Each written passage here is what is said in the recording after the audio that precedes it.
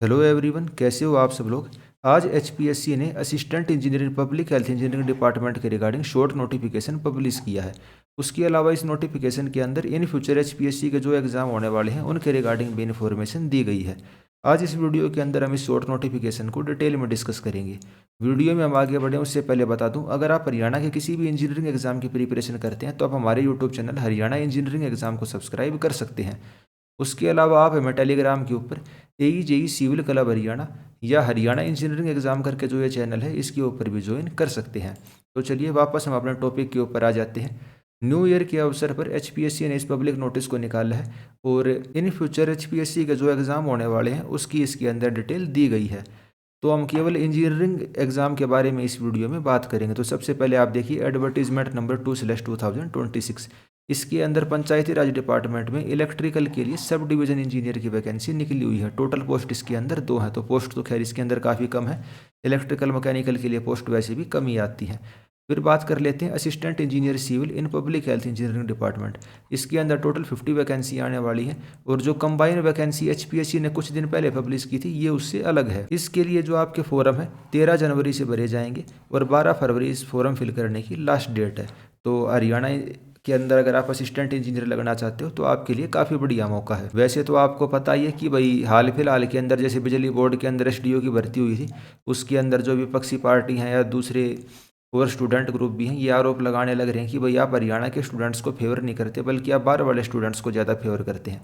तो मैं नए साल के अवसर पर एचपीएससी से उम्मीद करता हूँ कि भाई इसके एग्ज़ाम पैटर्न में वो कुछ ऐसा बदलाव करेगी या कुछ ना कुछ ऐसा कोई मैकेनिज्म लेके आया जाए जिससे हरियाणा डोमिसाइल के जो जनरल कैटेगरी के स्टूडेंट हैं उनको भी कोई ना कोई बेनिफिट मिले।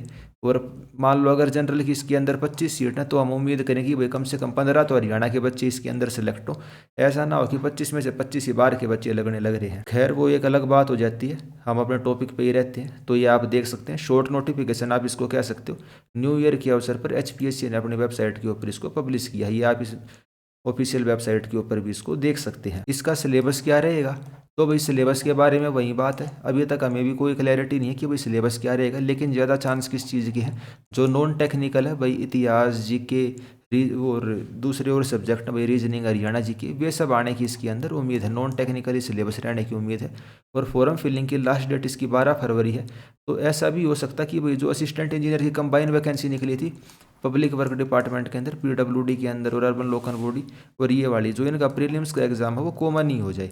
और होने को तो हो सकता है मेंस भी कॉमन हो जाए। एचपीएससी ऐसे करवा देती है, भले ही नोटिफिकेशन अलग अलग हो, कॉमन सिलेबस करवा के कॉमन पेपर एचपीएससी कंडक्ट करवा देती है। तो जब इसकी फॉर्म फिल करने की लास्ट डेट 12 फरवरी है तो आप ये मान के चल सकते हो कि भाई मार्च के अंदर कभी भी आपका प्रीलिम्स का एग्जाम हो सकता है, जो आपकी कंबाइन वैकेंसी है और assistant engineering public health engineering department in सबको मिला के। तो एक्सपेक्टेड एग्जाम डेट हमने बात कर ली। सिलेबस क्या रहेगा, नॉन टेक्निकल सिलेबस रहने की ज़्यादा उम्मीद है, लेकिन अभी इसके ऊपर कोई क्लैरिटी नहीं है कि भाई टेक्निकल भी हो सकता है नॉन टेक्निकल भी, लेकिन ज़्यादा चांस अभी नॉन टेक्निकल के ही हैं।